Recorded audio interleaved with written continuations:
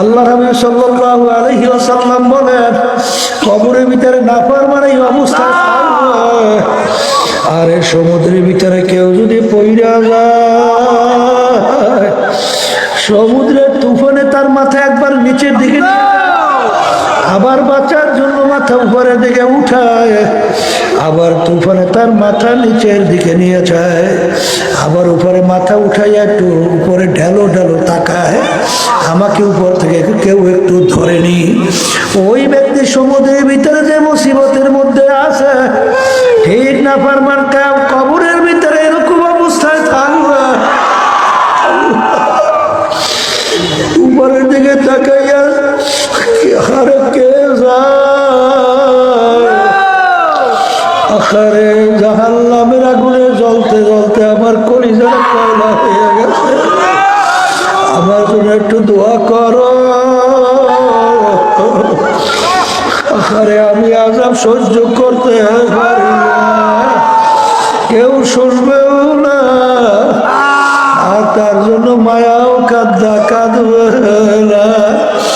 এই জন্য আমার বাজারদেরকে বলবো, পর্দালের মা বোনদেরকে বলবো, বাজার কোরআনুল কারীম এখন আমাদের মাঝে আছে, আজ পর্যন্ত কেউ কোরআন কারীম ভুল বের করতে পারে নাই।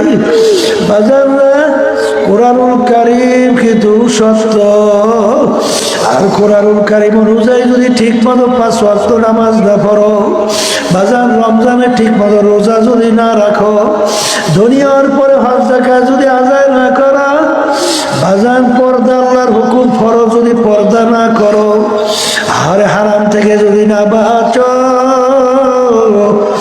আমার মালিক তোমার জন্য যে জাহান্নাম ঘোষণা দিছে, ওই 1 সেকেন্ড আযাব সহ্য করার শক্তি দুনিয়ার কোন মানুষের নাই। এই ক্ষেত্রে যে আমার আব্বাজান রাহমাতুল্লাহি আলাইহি বলতেন, বাজার যেই মামলার তদবির নাই, ওই মামলারও কিন্তু খালাস নাই। এ দুনিয়াদার পাগল আমার বাবারা, মুসলমান বলতেই কিন্তু মন চায় গুনার থেকে ফেরবে, নেকের কাজ করবে, ঈমানকে মজবুত করে চোখে পানি কলম নরম করে কবরে যাবে, কিন্তু শয়তান এবং নফস তোমার আমার পিছনে শত্রু হিসেবে লাগিয়ে আছে। এই শয়তান এবং নফসের ধোঁকার থেকে বাঁচার জন্য আমার মালিক তোমাকে আমাকে হুকুম করছেন, ওয়াকুনু মা'আস সাদিকিন, তোমরা সাদিকিন বান্দাদের সঙ্গী হইয়া যাও। এই জন্য আমার ভাইদেরকে বলবো, পর্দালে মা বোনদেরকে বলবো, আমার মালিক যখন মা বলে নিয়ে আসছে, আমার মালিক বড় মায়া, আমার মালিক বড় দয়ার মালিক। দুনিয়ায় যদি বাপ মার সঙ্গে কঠিন কঠিন অন্যায় করো, আসলে অনেক সময় বাপ মা তেজ্য পুত্র ঘর থেকে বের করে দেয়, অনেক সময় বন্ধু বন্ধুকে মাইরা ফেলায়, অনেক সময় দল দলের নেতা নেত্রী দলের লোকদেরকে মাইরা ফেলায়, কিন্তু আমার মালিক কত দয়ার মালিক, আমার মালিকের সমস্ত নেয়ামত ভোগ কইরা তুমি আর আমি দুনিয়ার ভিতরে বাইচে আছি, আমার মালিকের হুকুম না মাইনা যেদিকে ইচ্ছা সেদিকে চলছো, যেরকম ইচ্ছা সেরকম করছো, কিন্তু আমার মালিক তোমাকে আমাকে তার জমিন থেকে ভাগাইয়া দেয় নাই। একটা কথা আছে না, একটা লোকের শখ জাগছে, একটা বাঘ অঙ্কন করবে, বাঘ আছে না, নাকি হাতের ভিতরে বিভিন্ন কায়দা অঙ্কন করে, পুরো শখ যাচ্ছে একটু হাতের ভিতরে বাঘ অঙ্কন করবে। এখন যারা অঙ্কন করে তাদের কাছে যাইয়ে বলতেছে, ভাই আমাকে একটা বাঘ এঁকে দাও, এই নাউজুবিল্লাহ না, এখন গেছে, এখন অঙ্কন করার জন্যে যখন নাকি ফোঁটা ফোঁটা দেওয়া শুরু করছে, তখনও তো ব্যথা পায়, ব্যথা পায় না, কল ভাই থামো তো, কি আঁকতেছ, বলে বাঘের মাথা, বলে ভাই বাঘটা থাকবে হাতের মধ্যে, ওর মাথা না থাকলে হবে কি, আর একটা অঙ্কন করো। এখন পেট টাকা শুরু করছে, পেট, আবার তো ব্যথা ভাই, ভাই থামো তো, কি করো, বাঘের পেট। বলে ভাই বাঘটা থাকবে হাতের মধ্যে, ওর পেটটা থাকলে হবে কি, ও তো আর খাইবে লইবে না, তাই পেটও বাঘ। এখন যেটা আঁকে সেইটাই ঝামেলা। এখন শেষ পর্যন্ত সব একটা অঙ্কন করতে দেয় না, বলে এখন বাঘ আঁকো। এখন যে বাঘ অঙ্কন করবে সে বলতেছে ভাই যেই বাঘের মাথা নাই, পেট নাই, লেজ নাই, পা নাই, ও বাঘ তো আমি তো দূরের কথা, আমার বাপ তো দূরের কথা, 14 গোষ্ঠীও দেখে নাই। যেই বাঘের পাও নাই, পেট নাই, মাথা নেই, এরকম কেমন বাঘ আমি দেখিনি, এ বাঘ আমি অঙ্কন করতে জানি না। তা আমরা ইসলাম বলবো, তোমার 3.5 বডির ভিতরে ইসলাম থাকবে না, এই ইসলাম আমরা দেখি নেই, শুনিও নাই, বাপের বর্ষও শুনি নেই। টুপির মধ্যে ইসলাম নাই, মাথার মধ্যে ইসলাম নাই, দাড়ির মধ্যে ইসলাম নাই, শরীরের মধ্যে ইসলাম নাই, অমুক জায়গায় ইসলাম নেই। ইসলাম আছে কোন জায়গায়? পর্দার মধ্যে ইসলাম নাই, আছে কোন জায়গায় ইসলাম না? হ্যাঁ, আমি আবার বাজানদেরকে বলবো ভালো করে বুঝে শূন্য কবরে রওনা করতে হবে। কবরে কিন্তু কোনো দলাদলি নাই। কবরে যদি কেউ পরিচয় দেয় আমি সর্বনায় মরি, এই পরিচয় কাজ হবে? আমি অমুক দলের লোক, কাজ হবে? মা আতাকুমুর রাসূল ফাখুযুহু ওয়া মা নাহাকুম আনহু ফান্তাহু। আল্লাহ রাসূল সাল্লাল্লাহু আলাইহি ওয়াসাল্লাম যাহা কিছু নিয়ে আসছেন, আল্লাহ বলেন পুরোপুরি আঁকড়াইয়ে ধরো, যার থেকে নিষেধ করছেন পুরোপুরি ছাড়ো। কথা ঠিক কিনা? কিছু মানবেন খ্রিস্টানদের স্টাইল, কিছু মানবেন ইহুদিদের কালচার, কিছু মানবেন ওই বিজেপিদের সংস্কৃতি। ইসলাম শেখায় নাই। কথা ঠিক কিনা? আমি আমার ভাইদেরকে বলো, পর্দা আলে মা বোনরা যারা শুনতেছেন, সাহাবাই কেরামদের ব্যাপারে আল্লাহ রসুল বলেন ইক্তাদাইতু ইক্তাদাইতু, যে কোনো এক সাহাবীর অনুকরণ করবে জান্নাতের রাস্তা হইয়া জান্নাতে। না ভুল বলছি? এখন সাহাবাই কেরামদের আমল, সাহাবাই কেরামদের কাজ কিয়ামত পর্যন্ত সিলসিলা ওয়ারি ধারাবাহিক চলতে থাকবে। নবী তো আসবে না, আসবে? আর অনেকে কিন্তু বর্তমানে ইমাম লইও ঝামেলা করে, ইমাম ইমাম বলে, ইমাম মানা লাগে না, আছে না নাই? কি মানা লাগে? ছাত্র ওস্তাদের কাছে পড়তে যায় নাই, ঘরে শুয়ে শুয়ে পেট ডলতে ডলতে এমএ ক্লাসে সার্টিফিকেট পাইছে না? ওরে সরজনা বিভিন্ন ডক্টরের ডিগ্রি, MBBS এবার CS, এবার মাস্টার ডিগ্রি, অমুক টমুক সবুক, ওরে সার্টিফিকেট ওস্তাদের ধারে কাছে যায় নাই। কি কথা কান কোনোদিন পাওয়া যায় এসব? আজদেবি কথা না, কথা কন না কা? ইমাম তো মুরব্বি, কথা ঠিক না ঠিক? বর্তমানে একদল বের হয়েছে আহলে হাদিস। আসলে আহলে হাদিস তো না, আহারে হাদিস। আহলে হাদিস যদি বলে তাহলে কোরআন বাদ হয়ে যায় না? তোমরা যদি আহলে হাদিস হও তাহলে আহলে কোরআন কারা? বর্তমানে একদল বেরিয়েছে, তারা শুরু করছে আমরা আহলে কোরআন। জানেন কি? জানেন তো? শোনেন নাই? আহলে কোরআন বেরিয়েছে। শোনেন, বর্তমানে আহলে হাদিস বিশেষ করিয়া আমি জোরে বলা নিয়ে আর হাত বাঁধা নিয়ে বেশি ঝামেলা করে। হাত বুকের বাঁধতে হবে আর আমি জোরে বলতে হবে, তাইলে ইসলাম পাকা পায়, তাইলে কাজ হয়ে গেছে। কথা ঠিক না? ঠিক। আমি আর বাজানদেরকে বলবো, শোনেন, বুকের ভিতরে হাত বাঁধা এই হাদিস সহি। হাদিস কি সহি? আবার নাভির নিচে হাত বাঁধা এই হাদিসও সহি। এখন বলেন তো, যে এই দুই হাদিসের আমল নামাজের ভিতরে একসঙ্গে কিভাবে আপনি আমল করবেন? তাই নামাজের ভিতরে আপনি দাঁড়াইয়া কতক্ষণ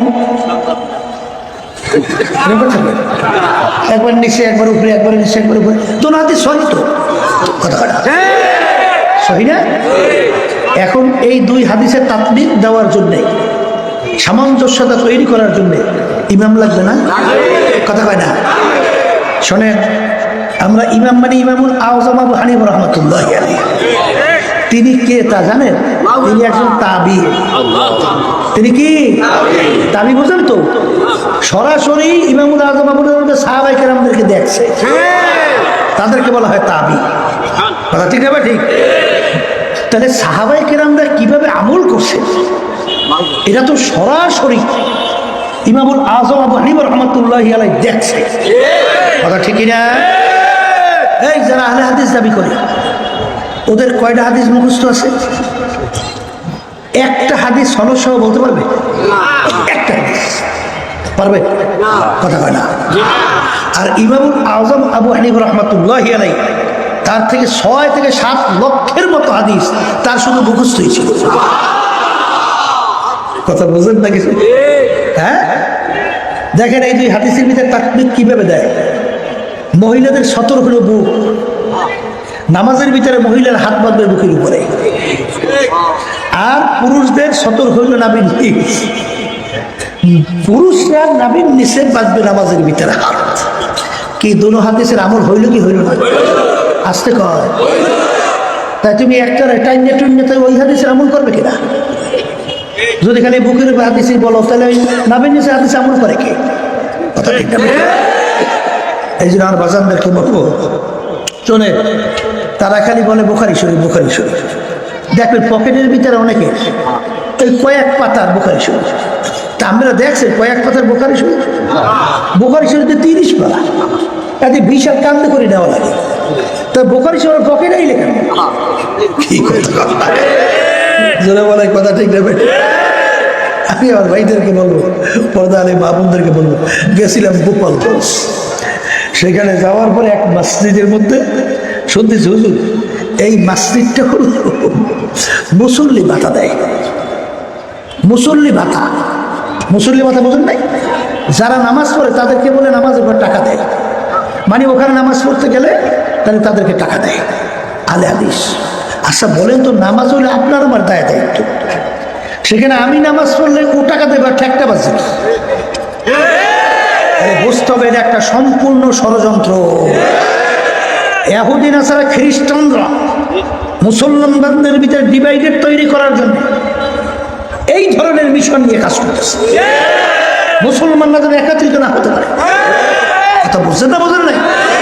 তারপর তো স্বাভাবিক ব্যাপারই আছে। এই আল্লাহর বান্দারা, নফস আপনার মধ্যে আমার মধ্যে আছে না? এই মেয়েদের সঙ্গে আড্ডা মারতে, তাদের সঙ্গে ডলারি করতে, এই এটা আপনার মন চায়, আমার মন চায় না? কথা কয় না? আমার মেয়েরা ছেলেদের সঙ্গে আড্ডা মারতে মন চায় না? আবার এই চিত্ত বিনোদন, এই যে গান বাজনা, বিভিন্ন ধরনের যে চিত্ত বিনোদন যে আছে, এই আনন্দ ফুর্তি আপনার মন চায়, আমার মন চায় না? কথা কয় না? এখন যদি কেউ ফতুয়া দিতে পারে যে অসুবিধা নেই, মেয়েদের সঙ্গে আড্ডা মারা, ওই গান বাজনা বেহাইব না, এর সবই করতে পারবা, আবার বেশ তো শিখতে পারবা। ছবিটা কি দেখে ওই রাস্তা কেউ ছাড়ে? সবই করা যাইবে, গোসু খাওয়া যাইবে, শুধু খাওয়া যাইবে, আবার চিত্ত বিনোদন সব করা যাইবে। আবার আমাদের তো মূল উদ্দেশ্য জাহান্নাম থেকে বাইসা বেহেশতে যাওয়া, তাও যাওয়া যাইবে। অসুবিধা কি? গেছিলাম ওইটা হচ্ছে যে আপনার ইতি আছে না, জায়গাটা ভুলে গেছি। যাও, সেখানে যাওয়ার পর শুনছি বর্তমানে এক পীর মেইলিস, হ্যাঁ মুরিদের কারবার হইল মরার পরে পীরের বলে একটা সাজরানামা কি লেখা আছে, ওই যে বলে কাপড়ের ভিতরে ঢুকেই দেয়, ওইটাই বলে যথেষ্ট, আর কিছু লাগবে না। কায়দাটা বুঝছে বাজার, যদি এতই সহজ হইতো তা আল্লাহ রাসূল সাল্লাল্লাহু আলাইহি ওয়াসাল্লাম তার কলিজার টুকরা সন্তান ফাতেমা রাদিয়াল্লাহু তাআলা আনহা তাকে দুনিয়ায় থাকা অবস্থায় ইঙ্গিত করে বলছিলেন, ইয়া ফাতেমা তুনকিজি নাফসাকি মিনান নার, হে ফাতেমা দুনিয়ায় থাকা অবস্থায় নিজে আমল করো, জাহান্নামের আগুন থেকে বাঁচো। ও ফাতেমা, এরপরে অন্ধকার কবরে যাই আসো। ফাতেমা যদি কবরেই পরিচয় দাও আমি আখিরি জামানার নবীর মেয়ে, আল্লাহ রাসূল সাল্লাল্লাহু আলাইহি ওয়াসাল্লাম বলেন, ফাতেমা রে এই পরিচয় কবরে কোনো কাজ হবে না। এ আল্লাহর বান্দারা পর্দা আলে মা বোনেরা, আল্লাহ রসুল সাল্লাল্লাহু আলাইহি ওয়াসাল্লাম যদি তার মেয়ের ব্যাপারে এই সতর্ক বাণী তিনি উল্লেখ করতে পারে, তাহলে এখন চিন্তা ভাবনা করে কবরে যাওয়া লাগবে না? আসতে কয় তো ঠিক না ব্যাঠি? যেরকম ইচ্ছে সেরকম চইলেই কি নাজাত পেয়ে জান্নাতে যাওয়া যায়? এই রাজানা মিন জিহাদিল আসগর ইলা জিহাদিল আকবার। আল্লাহর হাবিব সাল্লাল্লাহু আলাইহি ওয়াসাল্লাম এক যুদ্ধের ময়দান থেকে আসার পরে সাহাবায়ে কেরামদেরকে বলেন, হে আমার সাহাবারা, ছোট যুদ্ধের থেকে বড় যুদ্ধের দিকে রওনা করলাম। সাহাবায়ে কেরাম বলেন, আল্লাহর রাসূল, এর চেয়ে আবার বড় যুদ্ধ কোনটা? এখন মাত্র আমরা যুদ্ধ করলাম, আমাদের অনেক লোক শাহাদাত বরণ করছে, ওদেরকেও অনেককে দুনিয়া থেকে বিদায় নিয়ে জাহান্নামে পাঠিয়ে দিলাম। হুজুরের চেয়ে আবার বড় যুদ্ধ কোনটা? আল্লাহ রাসূল সাল্লাল্লাহু আলাইহি ওয়াসাল্লাম বলেন, হে আমার সাহাবারা, নফসের সঙ্গে জিহাদ করা এর চেয়ে বড় যুদ্ধ। সবাই বলি সুবহানাল্লাহ। এই জন্য কিতাবের ভিতরে আসছে, মান আরাফা নাফসাহু ফাকাদ আরাফা রাব্বা। যে নিজের নফসের পরিচয় লাভ করতে পারছে, সেই আমার মালিকের পরিচয় লাভ করতে পারছে।